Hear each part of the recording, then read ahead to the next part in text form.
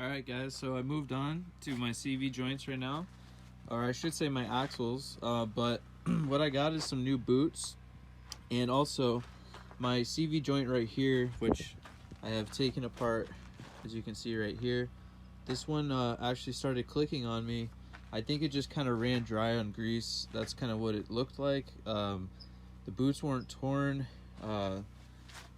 just old and caked up with oil from other things, but anyways, they were clicking and making noises, or this one was, and this one is the side over here that was connected to the wheel. So I have all new boots, so what I'm going to do is I'm going to order a backup for when I'm on the road, just to have one, just in case. But I'm going to end up flipping my CV axles so that I can maybe take advantage of the other side and get a little life out of this one. If you don't know what I'm talking about, I just learned about this myself, so you can kind of Google it, look on the Samba. Anyways, I'm essentially just taking these off, putting new boots, re-greasing them. These ones here, I was like debating if I should, take apart completely, because, they have a lot of grease in them and they're all good. This one was the problem one, so I might clean them up. But anyways, this is where I'm at. I'll show you guys when I get a little farther. Alright guys, check it out. So I got all the CV joints disassembled, cleaned up for the most part. So anyway, I'm about to start reassembling them. It's just a matter of putting them back together, putting them back on the shaft with the new boots, and then greasing them up. So yep, I'm just gonna go ahead and get to it. Alright, so I just finished up on the CV axles, got the new boots on, and got them all greased up. I put bags on that one because I was just working on this one. So yeah, they're pretty much ready to go. Just gotta crimp these fasteners here to tighten on the boot, and yeah, that took pretty much my whole day. First time doing that, so definitely a learning experience. So yeah, I'm happy to be done with that so I can move on to some other things. So yep, I'm gonna probably install these now and just get that headache over with. Alright guys, well, I got the CV axles back in. As you can see,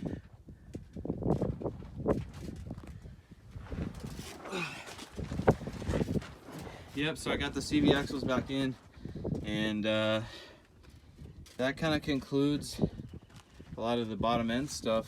So I'm wrapping all this up. Alright guys, well, looks like the wind kind of killed my audio in these clips, so I'm just doing a voiceover. But here you can see I replaced the seal that goes around the engine bay on the top here that seals the lid. And then now I'm working on my shifter. I end up rebuilding my shifter. You can see that there's a Go Westy cup on there, and that's because I did do this once before, but in my amateur knowledge did not replace the bushings. So because of that, I am doing it all over again because my shifter was super sloppy. So yeah, I got all new parts to replace the shifter, starting with the back end here. Got to take the cup off and replace the bushings, and then go ahead and replace the U-joint and the little O-rings that are in there, and just tidy up this whole thing, get it really working good again, because like I said, it's been super sloppy. So yeah, then I got it here on the bench, taking apart, just evaluating what I'm doing, first time doing this. So yeah, there's just a slight learning curve, but I got all my pieces and parts that I need, and we're ready to go. So got everything here for a successful shifter rebuild, and yeah, I'm gonna try and put it back together now that I know how to do it correctly. All right, well, looks like I got it all put back together here. Got the cup greased up again. Everything's cleaner-ish than it was, and got the new bushings in there installed correctly with their sleeves, and put the U-joint there back together. And yeah, I got some new little O-rings in there to keep it all tight and secure. And then I'm going to move on actually to rebuilding the front shifter here. And I've never done this before, so, you know, it took me a little time. Nothing too serious, though. I just got a cheap rebuild kit online, so we'll see how it lasts. But yeah, ended up rebuilding that, and yeah, like I said, first time doing this. It's a cool learning curve, cool experience. Nothing too serious, it just takes time.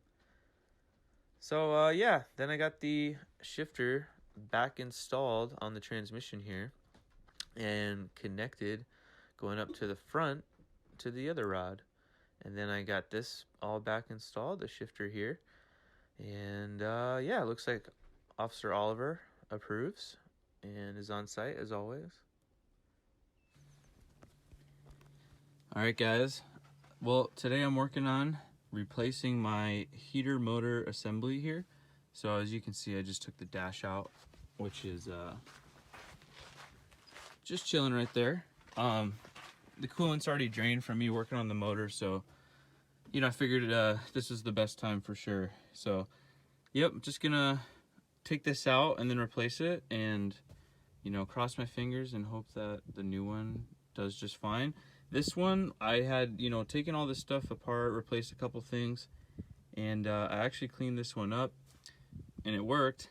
I put it back in, and then the very first time I tried to use it, it blew. Like, I heard a little click, and then that was it. And yeah, hasn't worked ever since. So, yep, I'm gonna try my best to get this thing out and then organize, clean up, and get the new one in.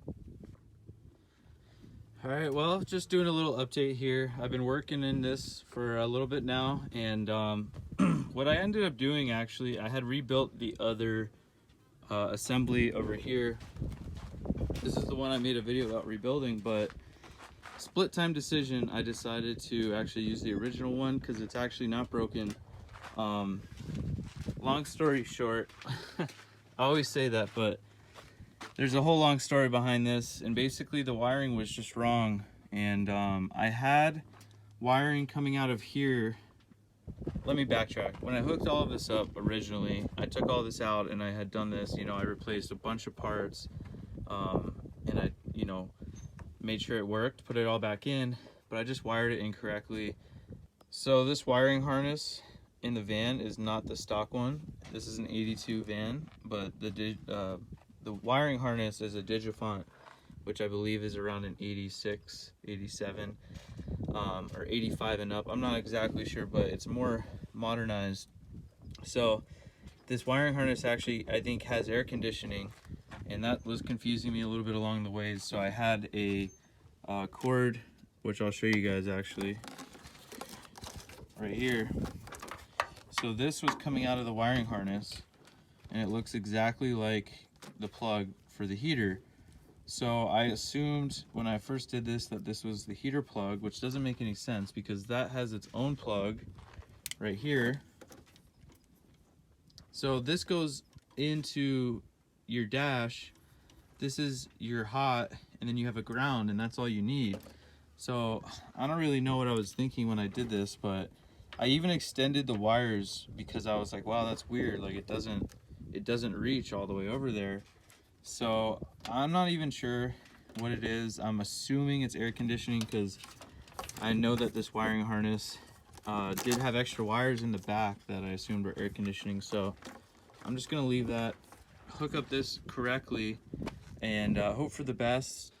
All right, what's up guys? I'm in the middle of working on some other stuff, but I never really showed you the finished product of installing the heater, so I just wanted to show you guys. Power on.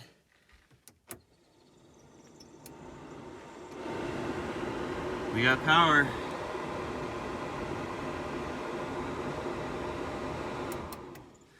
So yeah, successful so far. I haven't really done a whole lot of testing, but yeah, ever since I did that, I moved on and I'm working on some other stuff. So stay tuned for those videos.